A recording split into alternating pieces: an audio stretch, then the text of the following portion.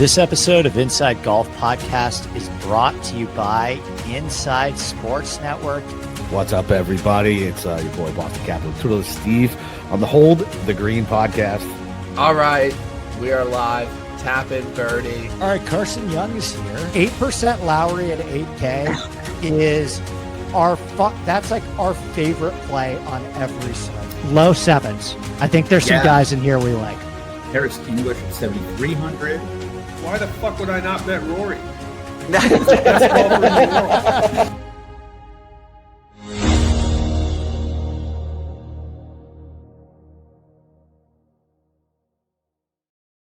All right, Dieter Esch is here. Thanks for bearing with me on that intro and some of the technical difficulties that were really my fault at the beginning of this episode.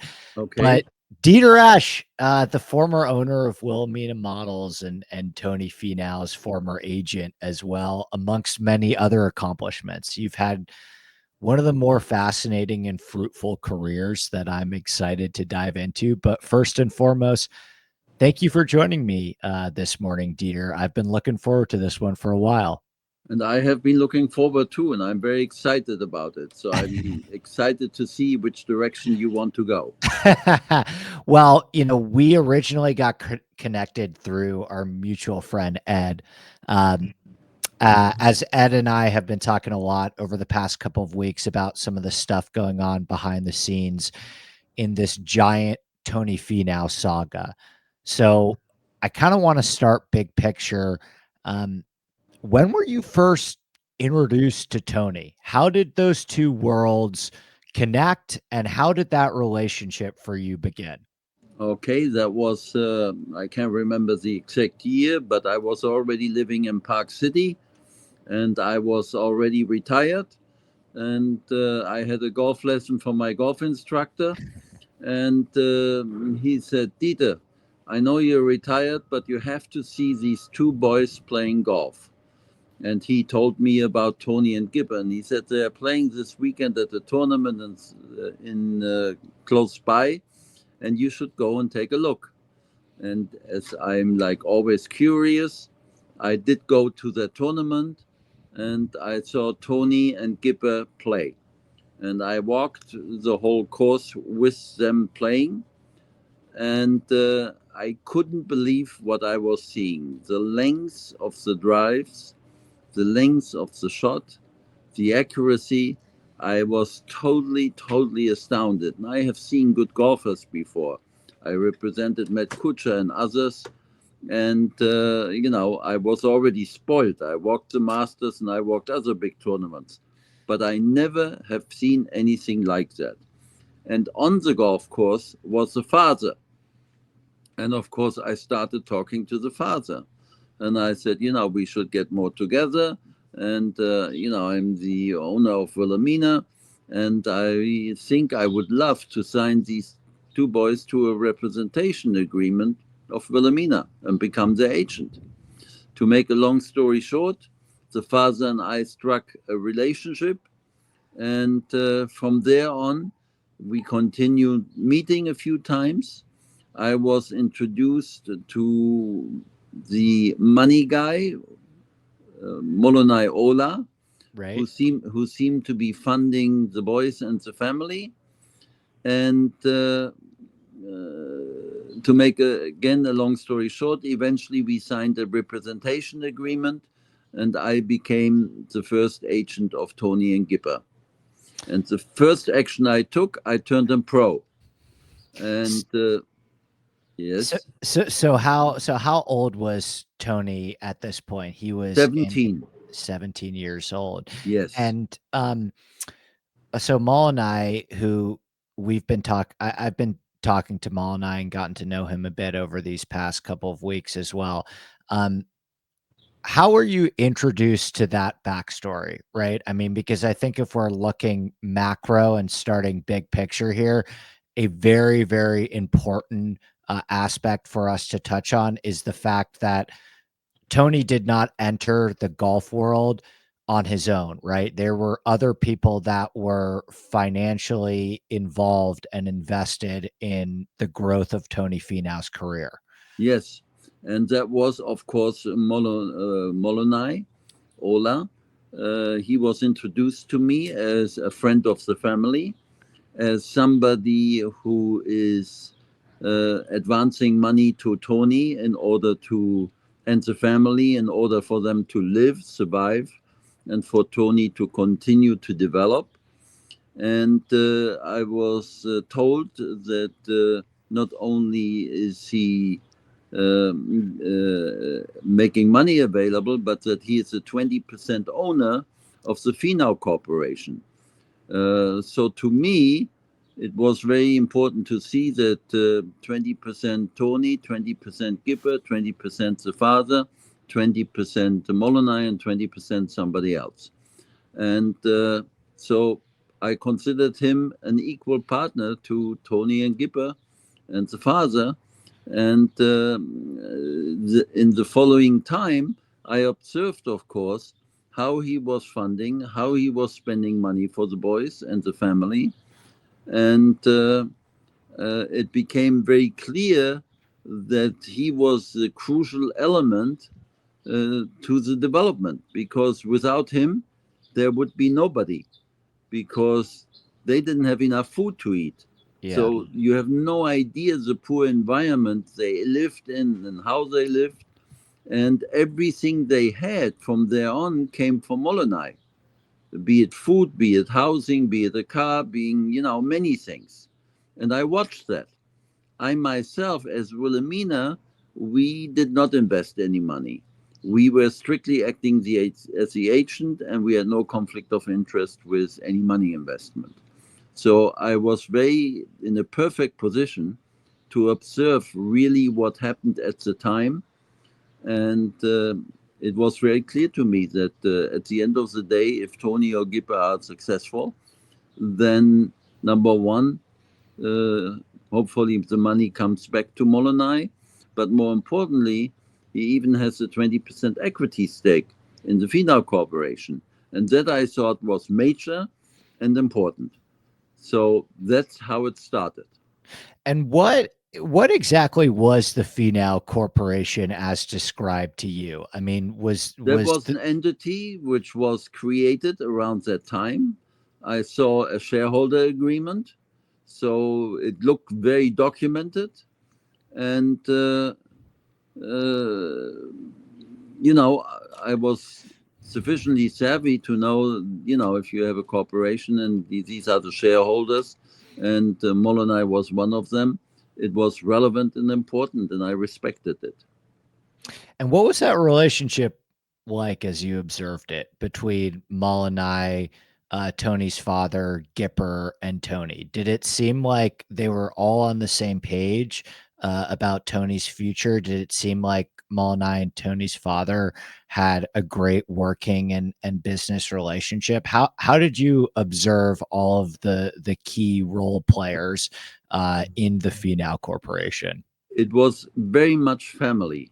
Yeah. And, they called him uncle. It was very, very close. It was sometimes very difficult to see if there was real relationship or just, the Polynesian type family concept. And so when I observed that, I thought that most of the shots were called by Molonai. Yeah. He called the board meetings. He traded the boys. He bought them clothes. He tried to make them a little more sophisticated, given to where they came from. And even the relationship with the father, I thought, was fine. And, the father took care of the golf side, and Molonai took care of everything else, from travel to reservations to qualifying tournaments, all of that. Yeah. And I worked very closely together with Molonai, and everything at the beginning sounded very hunky-dory. Yeah. Yeah. And what were those first, because you were Tony's essentially first representation, right? I mean, he didn't have an actual agent until No, you. I was the agent. Yeah. And We started out by a tournament playing a tournament in Las Vegas. Shriners, yeah. No, that was $1 million shootout. It was called. And I put up 50,000 for Tony and 50,000 for Gipper to enter. Under the agreement, if they make any money, I get my money back, and we split the profit. Gipper played horrible and didn't get anywhere. Tony played decent, not sensational, but decent enough to make 100,000, and I got my 100,000 back. So I was basically break even. The boys didn't make any profit or loss. And Molonai paid for everything. He paid for the hotel in Vegas, the travel, the food. And again, it was all Molonai money, which kept them, even in Las Vegas, alive. Yeah. And that's how it started. What were those first couple of years like as you started to see Tony's ascent? I mean, did it happen quickly, or what was it like in the beginning navigating Tony's entrance into the professional golf world? It was very difficult Yeah. because everybody was overly impressed with his distance, no matter where. Even at the tournament in Las Vegas, I was approached by an older gentleman who introduced himself to me and said, "Hi, I'm Lee Trevino." I said, "Mr. Trevino, of course I have heard of you." He said, "Are you the agent for these boys?" And I said, "Yes." And he said, "That is something I never have seen in my life." Now, that coming from Lee Trevino, I thought was a major endorsement. And he said, do you have an equipment contract or anything like that? And I say, "No, not yet. This is our first outing." He said, "Let me get on the phone and get the manager of Callaway on the phone, because he has to see that, and because what I'm seeing here is talent like it never was on the tour." And of course, you can imagine I was ecstatic and proud that I basically discovered them, that I brought them to Vegas, and that somebody like Lee Trevino thinks that he have world-class potential. So we talked to Nick at Callaway, and Nick said, "Okay, come on down to Carlsbad with the two boys, and then we go to our test center and check it out." I said, "Oh no, we are not doing that. You are actually coming to Park City, to my golf club. You stay at my house, and then you can play with the boys, and then you make up your mind." I won the argument. He climbed on a plane. He came to Park City. He stayed at my house. He watched the boys play for 18 holes on the Glenwild golf course. And again, he saw something which he never saw, a long par 5 with an 8-iron. They overshot the par 5 on the second shot. And I then had dinner with him at my house. We had a bottle of beer. And I said, "What's your impression?" He said, "Tony is going to be a star. Gipper is not making it." Yeah. And I was shocked by the immediate analysis, Yeah. which subsequently, of course, proved to be correct. And but Tony, he was totally excited. And to make, again, the long story short, I signed an equipment contract with Callaway and Tony, the Finau Corporation, actually. And that's how it got going. But it was difficult because other than the tournament in Vegas, they never played really well in any qualifier or any minor tournament. There was never anything to write home about. In spite of getting exemptions at the Utah Open and stuff like that, it was never like a breakthrough. Yeah. And the problem became visible, that the father's dominance was clearly a negative to Tony's career, because he had his own thinking and in real terms doesn't know much about golf, and it became difficult. So I decided I have to get some professionals involved.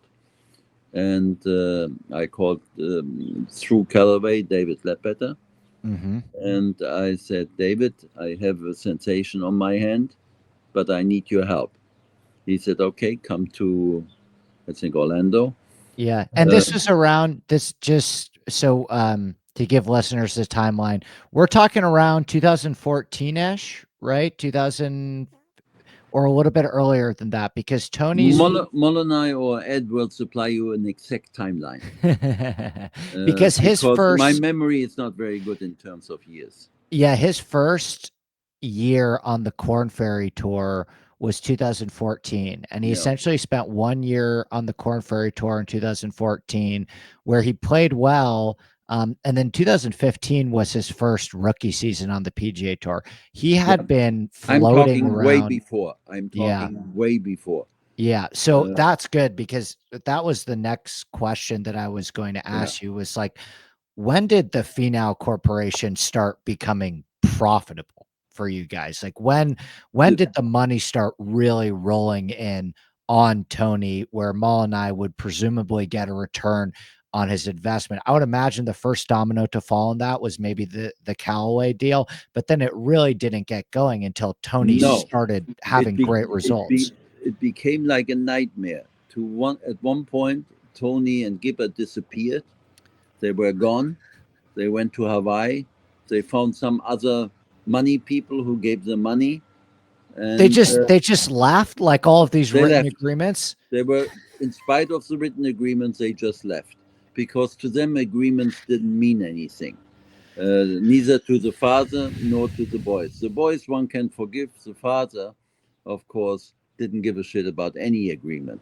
He stepped on it. He violated them, and basically, at the end, displayed criminal behavior in order to liquidate the Finau Corporation. And but there was a big time frame when I initially signed them until one day they surfaced again, or Tony at least surfaced, and played qualifying tournaments for the PGA Tour. And only then, when he got his card, started the money to roll in. At that point, 2015. I'm not involved anymore. I just met him occasionally at a tournament, Utah Open and others. And I was so really disappointed by their behavior that I really didn't care anymore. Yeah. I mean, I had a general interest. I liked Tony personally as a person because I think he was a very good person. The father became more and more tension between me and him, Yeah. in particular after he screwed David Ledbetter, who I at that point represented. And it really made me angry when he tried to outcoach David Ledbetter. And David agreed that Tony had talent. But he said it takes a lot of work. He needs to do physically in shape. He has to be emotionally in shape. He needs a psychiatrist to help him. I mean, it was really great help. And then the father, after 6 months, pulled them out and went home. Again, they left the apartment in Orlando, which of course Molonai paid for, Yeah. like all of the travel. And at that point, my relationship became really tense. I didn't want to have anything to do with the father anymore. And as they then disappeared, I lost interest and didn't follow anymore. So this was essentially really, I mean, that relationship deteriorated between you and the father and eventually the father and Molonai, I would imagine, on a somewhat similar time frame. This is all before the money really started rolling Yes, in terms of his PGA way Tour before, results. way Yeah. before. And the situation between Molonai and him became untenable That's what I was because, gonna ask is like, be- when did that relationship start to deteriorate? again, after the Callaway contract with the Finau Corporation, Nick at Callaway eventually had enough of the father, and he called Molonai and said, Molonai, you got to get rid of the father in the boy's career. And of course, Molonai then had to speak to the father, and that broke the relationship. when he told them that Callaway decided they don't want to work with the father, and he should like get out. Of course, he did the opposite. He took the boys out of Callaway, put them somewhere else, and the relationship between Molonai and the father became untenable. Yeah. And from what you were observing in those early years, the sense that I'm getting, and I would imagine the sense that a lot of the listeners are getting as well, is that the father was, I mean, just helicopter parenting to the greatest extent. He was extremely opinionated and intrusive and thought that he knew what was best for Tony, over the likes, of people like David Ledbetter, who have played a vital role in helping many professional golfers. I mean, I went to the Ledbetter academies as a kid growing up, to his IMG academies when Mm-hmm. I was a junior competitive golfer. What was, from what you observed, what was Tony saying during all of this time? Like, was this the type of thing where Tony Finau and his father would roll into a meeting with Callaway or roll into a meeting with somebody like you, and Tony's father would just dominate the entire conversation? I mean, how was that dynamic? Because we'll circle back into it in the end in terms of how responsible is Tony in terms of, cashing checks that his father wrote and promises that his father made.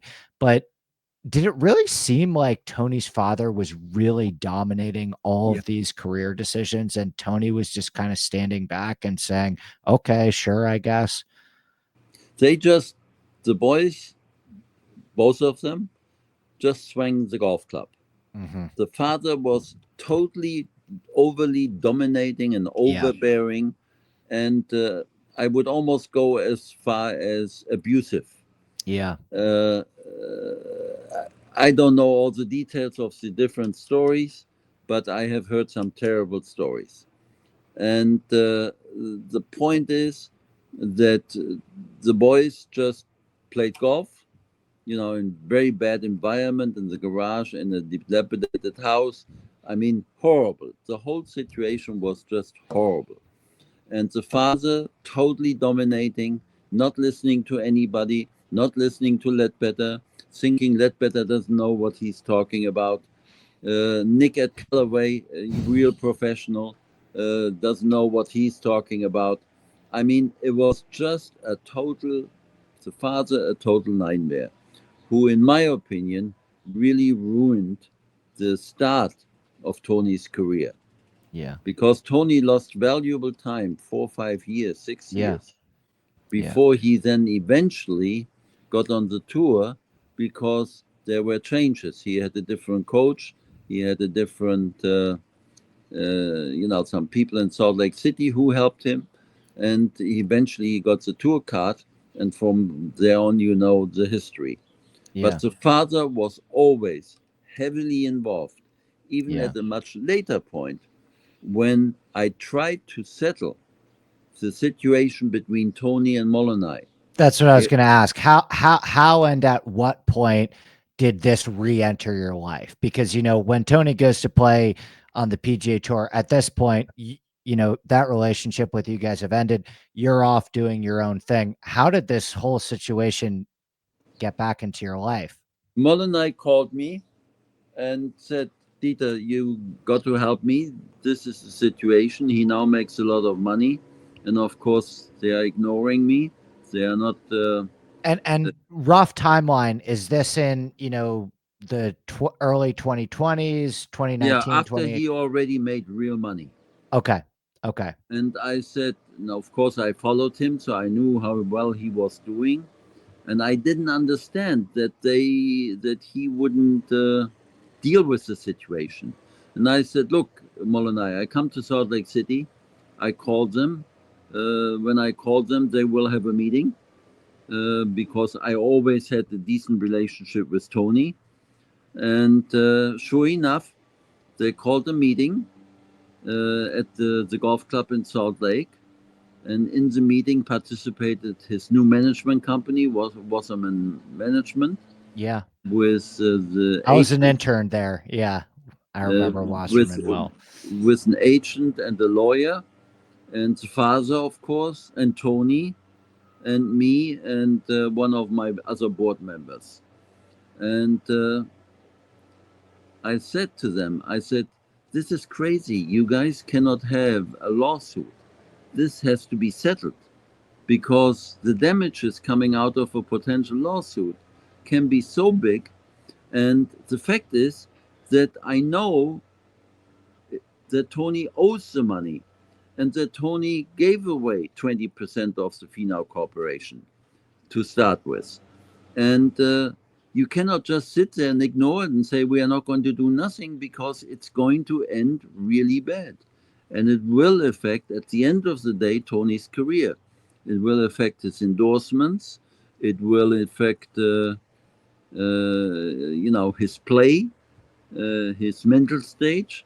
And I said, he's at a level now where he's in the top 10 in the world, and one has to do everything to protect his environment and not have chaos in his environment. So we had that meeting, we discussed it in detail. The Wasserman people were, the lawyer at least, very hostile. And I said to Tony, pay Molonai his money back. You have plenty of money. You can pay it out of petty cash. It's only 600,000 or something. So what at this point, like, what's a rough estimate on what Tony owed Molonai / what Molonai was asking for? What he owed was definitely around 585,000. Yeah. And Tony was saying, but I never saw 585,000. Tony, I said, he financed your family. He moved houses. He bought cars for you. He flew you to Ledbetter. He did all of these things. And here, by the way, I have 20 pages of detailed information of how the 580,000 came together. Yeah. So look at that. I gave it to Tony. He gave it to his father. His father just threw it off the table and said, only over my dead body will there be one payment to Molonai. That's insane. That makes no, I mean, I have to imagine that things must have gotten so sour between Molonai and Tony's father, for Tony's father to take that stance, especially now that Finau has become so profitable, right? And the money at this point is really starting to roll in the, in the mid to late, like 2017, 2018 area. Tony's like net worth was huge. Yeah. Because the agent told me at that meeting, Dieter, Tony has more money than God. Yeah. And I said, that is impressive. And of course, I follow him, so I know how much money he made. I know the endorsements he had. And, I did enough endorsements in my life to know how much money it is. But the problem was, too, that the agents from Wasserman did not influence the situation in a positive way. The lawyer looked at it from a legal point of view and became majorly miserable. And there was just no way to make any progress at that meeting. I said, Tony, talk. Tell me what you're thinking. And he said, Dieter, my father tells me these numbers are wrong. My father tells me not to pay, and I have to obey and follow my father. At that point already, when he made tens of millions, did he indicate a total dependency from his father? And I said, but Tony, it's a big mistake. It's little money for you. They really helped you. Do you remember when you were hungry and had no food? Do you remember how they helped your mother? You cannot just eliminate that. You have to think about that. And they own 20% of the Finau Corporation. Oh, no, that got canceled. I said, yes, canceled in a criminal way, Tony. Now, you may have been too young to realize that, but your father knew that he committed a criminal act the way he liquidated it. He did the same thing with the Callaway contract. Do you remember you had a Callaway contract? Callaway paid the Finau Corporation. So when he canceled the Finau Corporation illegally, he just took the money. The money didn't go in the Finau Corporation. It went straight into the father's pocket from Callaway. Callaway shouldn't have done that because they should have insisted that the money gets paid as per contract. But they always give in to the talent, and if the talent says, I want it this way, they do it that way. It was criminal already at that point, at the beginning. When the first Callaway money or second came in, the father just pocketed the money. It never went into the Finau Corporation. And, I think about the reasons why people don't pay others back, right? And it's generally if you're not paying somebody back, maybe you don't have the money, or B, you just think that you're above it, right? You think that you do not have to do this. Yes. And it seems like at least by the point of 2017, 2018, 2019, where Tony Finau, which essentially has always been the Finau Corporation, became this incredibly profitable entity. Did you get the sense from Tony's father that, Tony had made it big? The money was rolling in. He was playing great golf. At this point, he was becoming one of the top 10 to 20 players in the world. Did it just kind of feel like to you from the father that he thought that he was above this now? That like he didn't really owe anything to Molonai, or he didn't Or anybody. Yeah. Yeah. They just ignored any money they owed, or any obligation they had, or any commitment they have made. The father is unquestionably a criminal and a crook. Yeah. And behaves like that and acts like that. And Tony, in my opinion, at no point ever was strong enough to stem himself against that type of influence. And I think over the years now, he got spoiled. I think Tony believes he doesn't owe the money. Yeah. I think Tony still doesn't understand why the Finau Corporation was illegally liquidated, and doesn't want to know it. But I'm certain it's on his mind, and I'm certain that the father is still stealing a lot of money from Tony out of commissions or whatever. And it is just and not paying taxes. I think it's a criminal organization by now. And if some prosecutor would look into it, they all would go. And it's sad because I tell you a little story happened to me a couple of weeks ago. My old golfer, Matt Kuchar, played in Los Cabos. And, I'm 80 years old. I went to the golf course. And Diamante, right? Yes, in Diamante. Yeah. And I reconnected with Matt, who was very, very close with me and the parents. And, at the end, we had dinner at Diamante. And he asked me about the Finau situation because he knew that I was the original agent. And I told him a little bit what the story is. And he said, Dieter, listen to me. I love Tony. I was his co-captain at the Ryder Cup. Yeah. He's a great golfer and he's a great person. He does not need or deserve that type of a situation. This has to be settled in the highest possible speed. Yeah. In order to avoid a trial, and B, with all the resulting damages, irrespective of the outcome, because the dirty laundry, which is going to be washed in front of the public, is going to be totally damaging, which they don't even know yet. They have no idea how big the damage can be. And he told me a little story about himself with a caddy in Mexico. Yeah. And he said, I didn't do anything bad, nothing wrong. I paid what I was supposed to pay. But then the guy got, after I won, he felt he should have had more, but he didn't negotiate that. Dieter, I settled right away. I gave him double the money he asked for. There's no way that I wanted this to get 1 inch bigger than it already got without me doing anything wrong. Now, in Tony's case, it's a different situation, according to you. They actually owe the 20%. They owe the 600,000. and he can easily pay that out of the money he has. So to go to trial is a big mistake. Do me a favor. Promise me you're going to try to settle it. So, me, of course, loving my friend Matt Kuchar, gets on the phone. I call the lawyer for Tony. Never called me back. Yeah.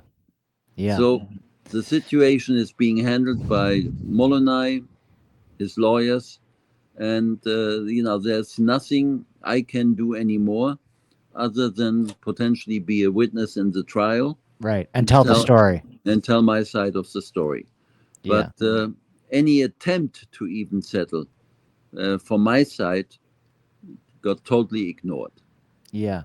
Yeah, and it still seems like the father, plays a major role in the Totally. decision making. It still seems like which is, really kinda shocking to me given how much success that Tony has had. Like, I think about, Tony is not the first professional golfer, with an extremely opinionated and hands-on father, right? You think about somebody like Xander Schauffele, and his father, Stefan, and Michel V. right? Many examples of the I mean, even, if you wanna go the Tiger Woods route as well, like, I Yes. I think about I think about a situation like Xander, for example, and over the last couple of years, Xander's actually done a really good job of professionally distancing himself from his father, um, in terms of, like, a lot of the financial stuff, but really mainly, like and it seems like this case with Tony's father was similar in the sense that he was basically thinking that he knew better than led better from a golf standpoint. But Xander, essentially was like, okay, listen, at this point, your advice is not going to be the only advice that I am taking. And he actually, he's still Stefan is incredibly involved in all things Xander, but he's no longer Xander's swing and mental coach in the same way that he was. Why do you think that Tony has had such a difficult time separating himself from, his father's reach, his father's opinion? Like, at this point, I'm thinking about this from Tony's perspective, and I'm saying to myself, Tony, if you have the money, if this really is a drop in the bucket for you financially, why don't you just why don't you just make it go away? This is clearly this is going to be a massive headache for you. And it seems like the only argument for why you're really holding out is because for some reason, or another, the dad just really doesn't want you to pay these people. Andy, you got to understand, you're dealing in a totally different culture. You're dealing in a Polynesian culture. Polynesian in terms of family, Polynesian in terms of friends, uh, Polynesian in terms of wife, Polynesian in terms of children. So you're dealing in a totally different culture. And the father and the mother, but the mother died. But the father are totally decision making, dominant. They make decisions in areas they have no idea what they're talking about, like endorsements, like trainers, like coaches.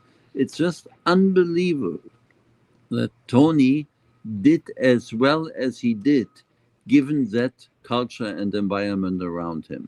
It's very difficult for us to understand, but they function differently, very differently. And like the father doesn't give a shit about the law. He doesn't give a shit about obligations.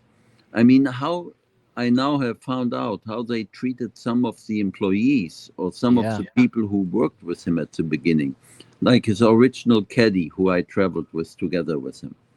And poor people, poor Polynesian people who were promised, when I make it, then I'm going to pay you, I pay your mortgage or whatever. None of this happened. People died around him without getting any of the promises fulfilled. The widows are sitting there without money and poor.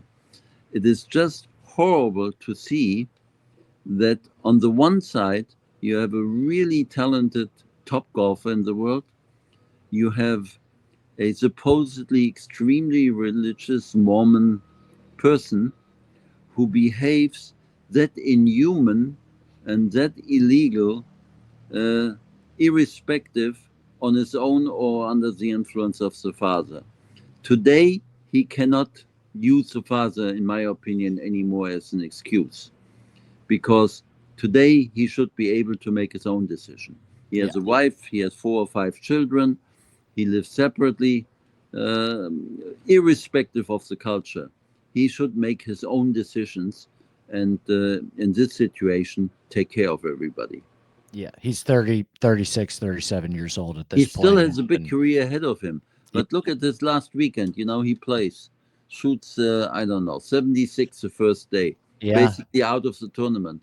He would have won the tournament by 4 or 5 strokes if he would have a more balanced situation. But who knows what upset him the day before? He played Yeah. a horrible first round and 3 genius rounds thereafter. That will not make you number one. Yeah. That Yeah. makes you number 20 or 25 or 30 at best, in spite of the talent. Because what he's doing, he's committing a crime on his talent. Hmm. Because if you have talent like that, and you have God given talent like Tony has, then you have an obligation to it. You cannot just abuse it, because it will come back to haunt you one day.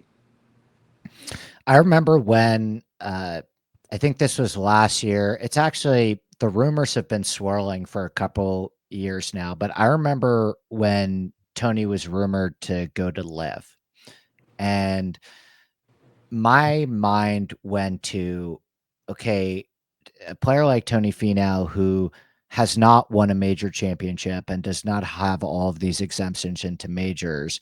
One of the main reasons why Tony would have gone to Live and taken such a giant guaranteed payday would have been the fact that he actually owed all of these people, first and foremost, Molonai, a lot of money, right? And he knew that he was going to have to settle for a pretty gaudy sum. Um, but it really seems like, from the sense I'm getting from talking to you, from talking to Maul and I, from talking to a lot more people involved in this situation, is like we can quell the concerns, right? That Tony has the money, right? Because Yeah, there are unquestionably. yeah, there are but Dieter, of course, there are situations like Tony would not be the first professional golfer to completely mismanage his finances and have people steal, especially if his father is still essentially stealing from him. But like for the listeners, one thing that I wanted to quell, um, because it was where my mind originally went as well. Going back to what I originally said about there's generally two reasons of why you're not going to pay somebody that you owe money to. Either A, you don't have the money, or B, you think that you're above it and you don't have to pay them and you can get away without paying them. Like this is definitely a B situation, right? Like we can Yes. quell all of these concerns that even the settlement that Molonai is asking for, Tony has the money. Unquestionably, he is way over 100 million right now, Yeah. and for him to make these payments and to get that off his mind, and then make the next 100 or 200 million, which from a talent point of view he has and can do.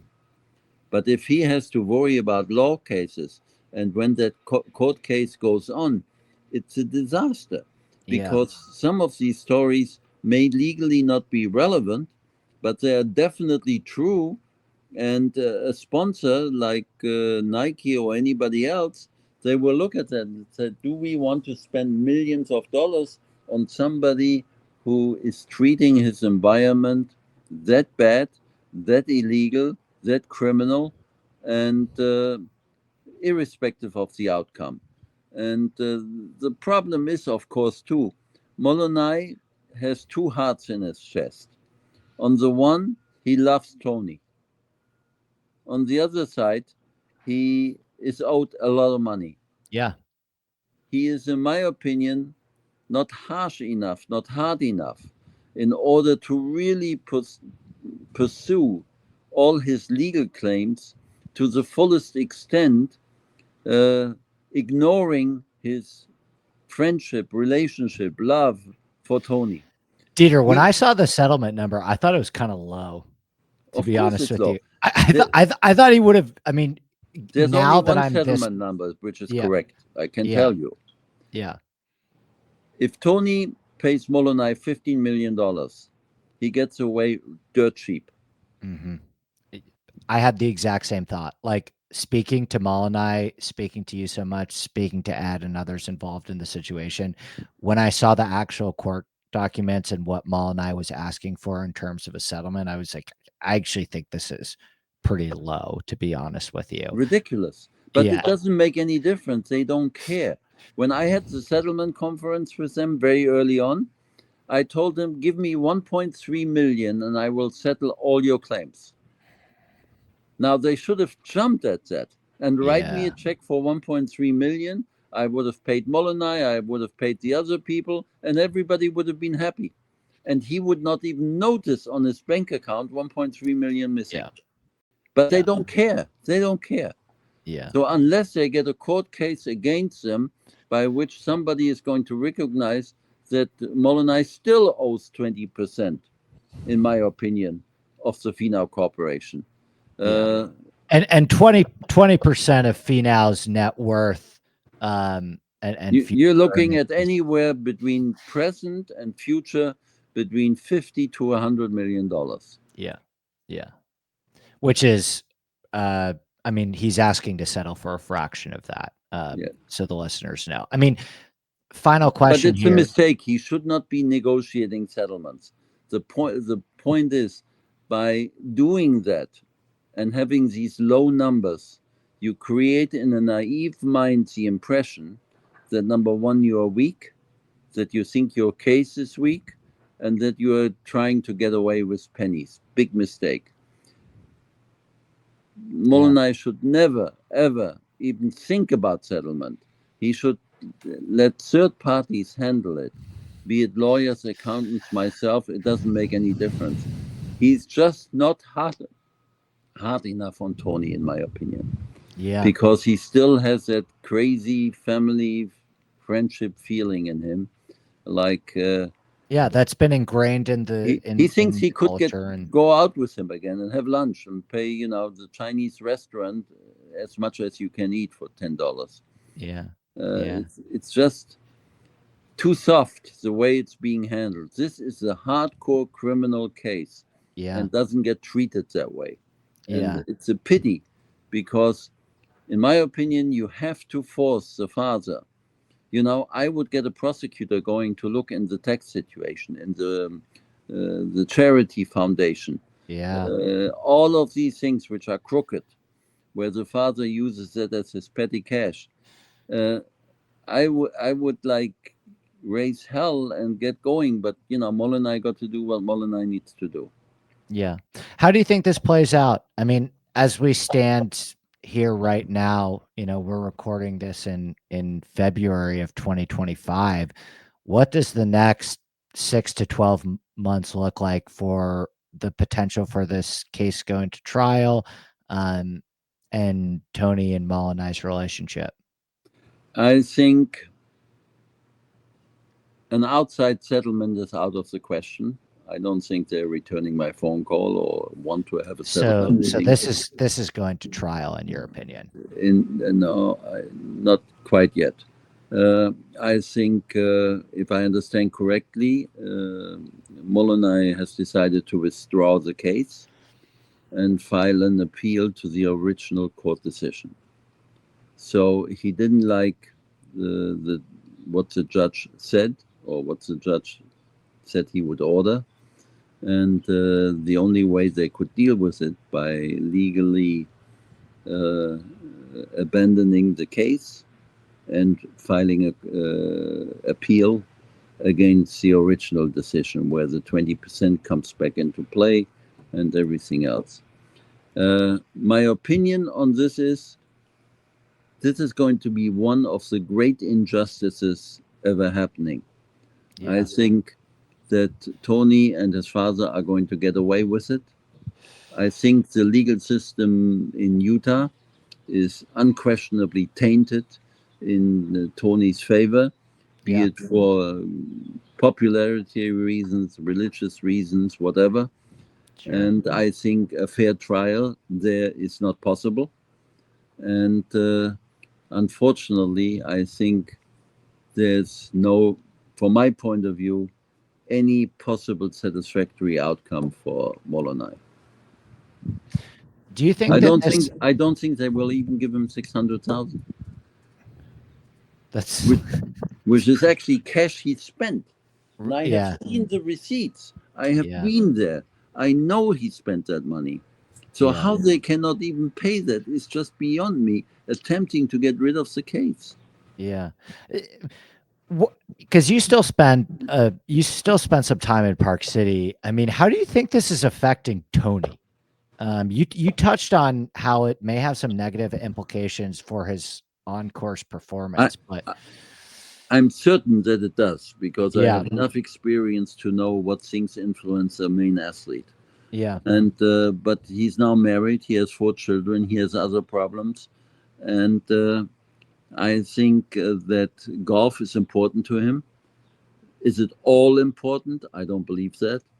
I think he is again very much into Polynesian culture. The family is of utmost importance, right, and I think he will never get into the top 10 again unless he really redirects his life, get proper advisors around him, and focus on his golf career 100%, because only then do you become a top 10 golfer.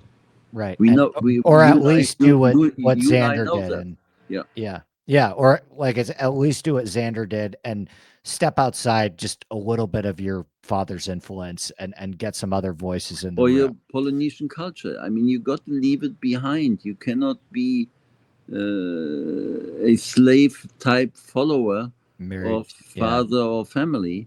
And it just is very sad to see that such a great talent does not get exploited to the fullest extent. yeah, And it's almost for him so easy to play well. It's unbelievable. I mean, you yeah, saw it the last 3 days. I mean, it's unbelievable. Better yeah. than anybody else. But, the first day he shoots a 76. Yeah. Yeah. For listeners out there that are just observing from the sidelines, right? Like if what should people do? Right? Like is there anything possible in terms of, like, I know there's been protests, like very small protests against Tony. And that's why I was curious if, like, what you're observing in Utah, if the court of public opinion is starting to shift on Tony. But I did this podcast with Joel Beal, who wrote the Golf Digest piece, and that was when I was first really introduced to the Finau situation, is talking to Joel, before I got way more plugged into it over the last couple of weeks with you and Ed and Molonai and many others. Um, but you know, what more is there to say or do, or outside of like me having you on and getting the story out there? I think there needs to be endorsement pressure. Yeah, That would be one step. If a Nike would say, okay, you're done, then he would start to think about it. Uh, Public pressure, I think, is almost impossible to generate. yeah, People people love him so much. I see it on Matt Kuchar, who's an insider. yeah, They love him so much. They think he's such a great guy, and so good. And everybody on tour, I'm told, loves him. I think outside pressure is not going to do very much now. If the media would go 50% in Molonai's direction and well, report. I think they're too, like, that's why you and I were talking. He's like, I don't have a relationship with, I'm not trying to burn any bridges by any means. And like, from all intents and purposes, everything that I've heard about Tony, he's a great guy. I would love to sit down and talk to him in the future. But to be honest with you, like, one of the reasons why I had you on and have been entertaining this entire situation, and at least just listening to what, like, again, I don't have a dog in this fight. I'm just an objective third party that is trying to put out the best information possible and tell stories. But like a lot of the media is probably terrified to go super hard against Tony Finau and burn some of those bridges with who remains presumably like not necessarily one of the faces of golf, but like Tony's a big deal in professional golf right now. He's still one of the PGA Tour better players. He's featured on the Netflix documentaries. Like he's his whole brand. And I think a lot of the media and a lot of people in general are afraid to really go at him and tell the other side of the story. Yeah, that's unfortunate, but it is that way. But you can see if you fight it hard enough. I mean, you saw it on our president. You can be sued in 20 different states, and if you fight hard enough, eventually you make it through. And I find that Molonai is too soft on handling the case. And he should be stronger, and he should be more forceful. And I don't know what to advise him anymore today, what to do. Yeah. I said, if you want me to talk on a podcast, I'm happy to do it. I know the real story. I'm probably one of the very few people who know the real story well. And I'm prepared to tell the story, but it got to be published, it got to be out there, and somebody got to pick it up on TV, Golf Channel, whatever. Yeah. And they got to say, until here and no further. Now you have to face the music. Yeah. These are the accusations and these are the facts. And how can you not honor what you're obligated to honor? Yeah. Well, listen, dear, I don't have a dog in the fight, right? I don't have a relationship. I don't either. Yeah. I have strictly emotional involvement because I started the kid.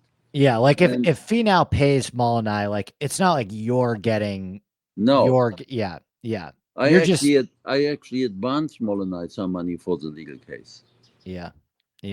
So again, like I'm super grateful and appreciative for you coming on and telling this other side of the story. I mean, you guys reached out to me a couple months ago or a couple weeks ago. It's probably now been around a month that I've been talking to you, Ed, and Molonai, and I again, as an objective third party bystander, I just think it's fascinating. I think it's a part of the story that, and I love Joel at Golf Digest. I think he's a great, I think he's a great journalist, and I love having him on the podcast. I think that he probably, in terms of his relationship to Tony Finau and the PGA Tour, and just generally having to be one of those people that covers the PGA Tour and professional golf on the grounds week in and week out, and maintain all of these relationships. Like I don't have it. I don't have any of those constraints on myself. Like I'm literally just interested in telling interesting stories, and am happy to have any, and that goes for Tony's side of the story as well. Like if Tony wants to come on with me or with anyone, he will not come on with you. He hasn't said anything, right? Like he didn't want to talk to Joel for Joel's piece. Like no, he will not come on because he's being told by the father and by the agents, you don't talk, period. Yeah. You see, what needs to happen, in my opinion, is somebody like Molonai, who comes from a legal family, they should find a young prosecutor in Utah who is going to take it upon himself to become famous by digging into a case which is full of fraud and crime, and therefore a home run, because you don't run a risk. You cannot fail on that. And they should find a young prosecutor who's going to look into the charity, into the tax situation. And, it should end up in an arrest of the father. And that would create public pressure every which way. Yeah. Totally. Well, Dieter, thank you so much for coming on and telling your side of the story. I will continue to track this and follow this, and I'm sure many conversations ahead between yourself and I and Molonai, and just to excited to see how this plays out, or hopeful maybe that you can continue to get your side of the story out there, and maybe that impacts the situation in terms of public pressure in one way, shape, or another. If not, it seems like Tony's father still has his tentacles all over Tony's decision making, and no idea if Tony's going to be able to get away with this long term, or if anything is going to make a difference. But I appreciate you coming on and at least getting what you had to say and your thoughts from being deeply connected to this situation for many years, and at least getting out there some of the information in terms of how that relationship started with Molonai, what that relationship looks like between Tony Finau and his father, and how that relationship deteriorated between Tony's father and Molonai. I think all that stuff is like very valuable and interesting context, at least for me. Before we get out of here, give me one final story to get out on, with maybe Matt Kuchar or your long and fruitful career, representing Kuchar, or however, the golf world, anything in the golf world that's been fascinating to you, as in your many years of covering this stuff. I didn't want to talk about more golf. I wanted to tell you about some of one of my most telling legal experience. Do that then. Well, I'd love to hear about that, because it's similar. I represented for many years Beyonce. From the time when they were Destiny's Child, you probably don't even remember anymore. I do know Destiny's Child is a little before my time, but I'm super familiar. So let me tell you what happened. The father came with the 3 girls and wanted to sign to Wilhelmina. I said, great, here's the contract. He said, I'm not going to sign a contract. I said, then you cannot get into Wilhelmina. He said, fine, I go to Fort. He went to Fort with the girls. 6 months later, he calls me from Europe and says, Dieter, I'm going to come and sign that fucking contract of yours. And I said, okay, when you're here, I'm back in New York tomorrow. So tomorrow he's back in my office. And now I have 2 contracts. I said, one for Destiny's Child and one for Beyonce solo, because I think she has a major solo career ahead of her. Oh, I can't do it. I said, that's the only way I'm going to do it. Okay, so he signed, right? So I now have Destiny's Child, and then thereafter I have Beyonce on her solo career.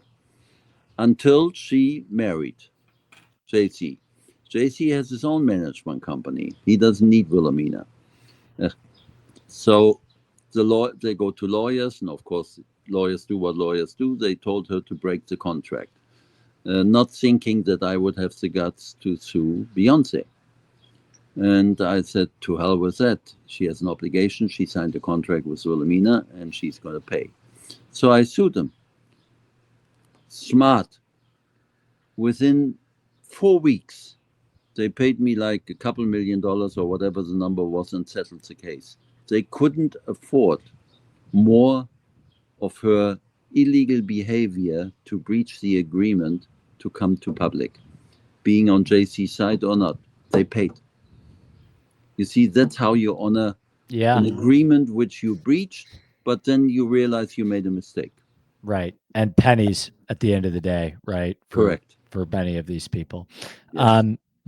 Dieter, well, once again, thank you for joining me. And you're going to visit me in Cabo, you promised. Yeah, 100%. No, I'm a huge Pamea guy. Okay. I love some of the golf courses down there, and it's one of my favorite places in the world. So when you visit, you call me. Of course, we'll be in touch. Okay. Dieter, thank you again for joining me, and can't wait to continue the conversation with you. And are you back in Park City now? No, I live basically in 2 places. Okay. 3 places. One is Los Cabos, Mexico. Yeah. I have a condo in Connecticut, in Stamford, and Sure. I have a house in Austria, in Kitzbühel, which is a ski resort. Beautiful. And I spend time between here and Kitzbühel and enjoy my retirement. Wonderful. And my wife and my new baby. Congratulations, by the way. Yeah. Yes. Is the baby asleep? Yeah. Okay. Baby is asleep. Otherwise, I would brag. Well, thank you again, Dieter. Enjoy this beautiful life that you've worked so hard to earn over the years, and we'll do it again sometime. Cheers. Okay. Cheers. Bye.